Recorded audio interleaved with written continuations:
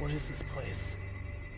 Good morning, Mr. Smith, and welcome to the very first episode of Detective Ed Seipel's one-man DBD podcast.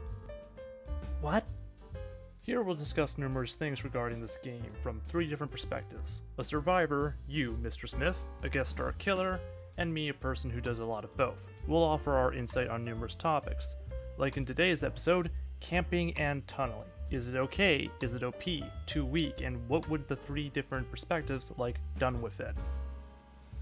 Why am I tied to a chair? And why do I sound exactly like you, but like a really crappy impression of Quentin from the movie Nightmare on Elm Street 2010? Well, first off, because I know you'd run otherwise. And second off, because, well, that you are me. It's a one-man podcast because it's a joke about how there's not actually different perspectives. It's one guy who's just using imaginary friends pretty much, talking in his bedroom and his mom's house.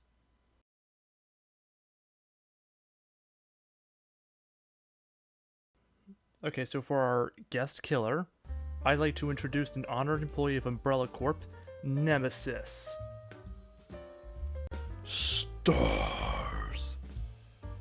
Wait, what are those letters under him? We have a Nemesis to English translator. Sorry for the blind audience, but it was either this or I tried to do a terrible Nemesis impression for every word, and trust me, you don't want that. Anyhow, let's get into this. Starting with you, Quentin, how do you feel when you play Survivor and the killer camps or tunnels? Remember, participating makes us go by faster. Okay, well, it's not really fun to fight against. Not just for the person who gets tunneled or camped, but for the person who is left doing gens all game. Gens are kind of boring to do, and if you literally never get chased, it's kind of like, why did I queue up? When I get camped, it's really boring, but getting tunneled is honestly not as bad. Because getting tunneled is getting chased, and getting chased is fun. Interesting perspective, Quentin. Nemesis, what do you have to say? Stars. Stars. Stars.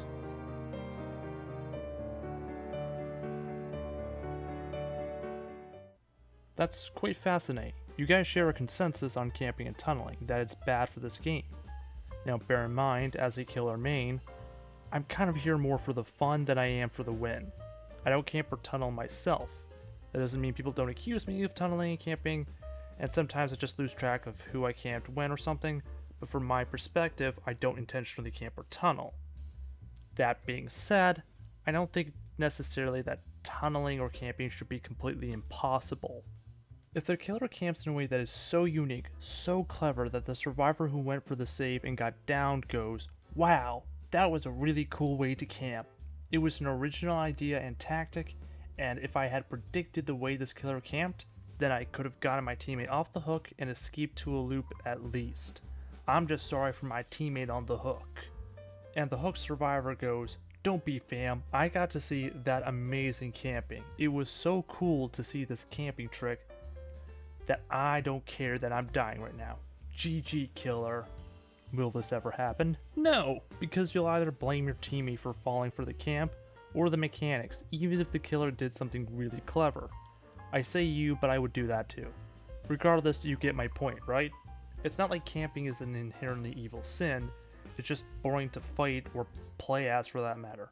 But if the devs could rework camping to be something that's super fun for both sides, it'd be great. Stars.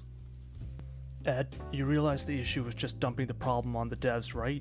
You pretty much just said, hey behavior, make your game objectively better. It's your fault it's not already.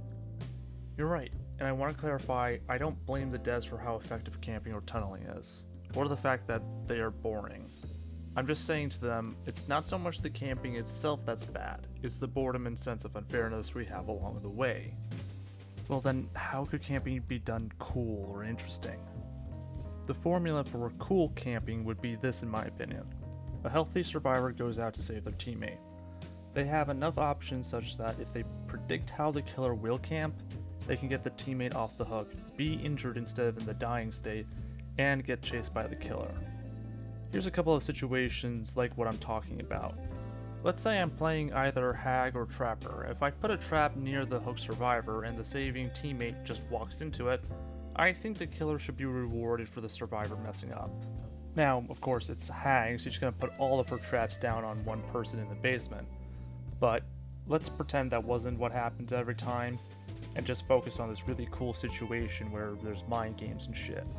Another cool camp would be, let's say Bubba hooks somebody right here. They go Insidious camp behind one of several locations. If Bubba predicts which direction you come from, for say you're over here and he downs you before you reach the hook about 16 meters away, that would be cool IMO. Because as a survivor, if I predicted that Bubba was hiding there, I could have gone around and made a safer unhook. If there are genuine predictions and back and forth mind games, camping could be genuinely fun to fight. Honestly, I kinda think fighting camping is fun right now. It's an awesome feeling when there's no way to save your teammate, and then you do it anyhow, and somehow you get yourself out too. Stars! I also agree with that. To that end, I think that the unhook action should not be possible to interrupt with an attack, regardless of whether it was on a healthy survivor or an injured one. What I want is for it to be that if the killer wants to prevent an unhook, they have to down a survivor before they ever reach the hooked teammate. Additionally, I think the anti-camp feature should sort of exist in the endgame phase. Just 6 meters around the hook so the killer doesn't quote-unquote face camp. This will force them to make moves around the hook, allowing for brief windows of opportunity, no pun intended, to actually get the teammate off the hook, even if it's like a Bubba or something.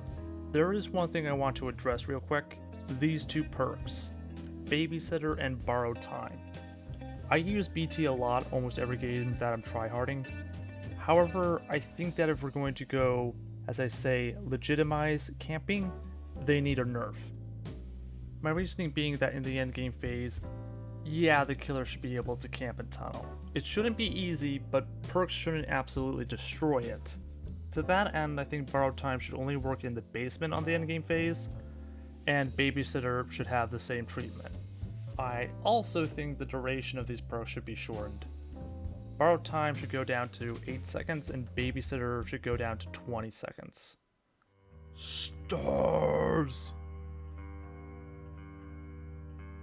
Yeah, Ed, how could you say those things about anti-camping and anti-tunneling perks when you claim to want... Wait a minute. The killer's rulebook for survivors? Stars. Oh, I see what you're doing. You're saying because we're babies who don't like tunneling and camping, we shouldn't have what makes the game fun for survivors. No, I'm saying that what makes this game fun is subjective. I don't like tunneling, camping, or no-ed, and that's partly because I wouldn't want to fight those things myself, but also, they're not fun to me as mechanics. That being said, if the killer can't do these things, how is it any more fair to Sabo, flashlight save, pallet save? That might be all that a survivor plays this game to do. At the same time, tunneling and camping stuff might be all some killers want to do. Frankly, I don't think either of these are fun to fight. But recognizing the fact that people like these elements, I don't think perks should nullify them, only influence. Perks are a topic for another video, but you get my point. It's fine that there are anti-camping and anti-tunneling perks, great even, but it shouldn't be impossible to do these things just because of the perks the other side brings. How much does it suck when you can't do a Sabo or flashlight save because the killer brought Franklin's demise? Same thing here. Alright, I see your point. You think the devs should work towards making tunneling and camping more fun for both sides, rather than remove it flat out, either by perks or base kit mechanics. Precisely. By the way, if it's not obvious for how I think it should be added to the endgame phase, the anti-camp mechanic is one of the best features Behavior has ever added. Even if killers still camp, they at least have to do something a little clever, have a little distance from the survivor they're camping. Stuff like that is what I want done to camping. Force the killer to come up with unique tactics for it, instead of just standing next to the survivor. Stars. Well, Inner Killamane, I also feel that way. I'd rather just go around, hook one person, go to the next while someone else unhooks the first guy, and go in a weird cycle of murder until everyone is dead hook and only one generator remains. And it's down to the wire on who wins. Win or lose, that sounds a lot more fun than tunneling one poor bastard out of this game or getting saves done on me, and neither side having genuinely good counterplay other than bring perks to counter perks, which is a lovely element of this game. Now, how do we make it so these elements are more mechanically fun? I don't know, and it's inevitable that someone isn't going to have fun with them, I get that. But the solution isn't to flat out remove something about the game someone else loves. Remember the night when he came out? He sucked to fight, because he could just take away your options by plopping down a guard, without presenting you with a new option or a mind game. After his rework, if he summons a guard, he has to either predict where you're going, or go in circles around the same spot, which takes long enough that you can leave the loop for another one. And his guard will only be so effective when he's close to you. I always liked playing the knight because of the cool mind games he's now forced to do, but it was so much easier just to do the brain dead knight. More importantly, they didn't just take away the knight's options with this rework. They buffed his ability to do cool mind games and multitask survivors. When we discuss stuff like camping and tunneling, I think we should realize the same thing that happened with the knight could happen with this stuff, and that would be damn awesome. Alright, Quentin, do you have any closing statements or anything? Yeah. We didn't talk about a lot of killers who specifically have powers that help them camp. I really feel like that's a big part of it. Camping Bubba is almost unbeatable. Trapper is used strongest for basement camping and doesn't really do much else. And Huntress obviously has a lot of power over camping situations. Stars.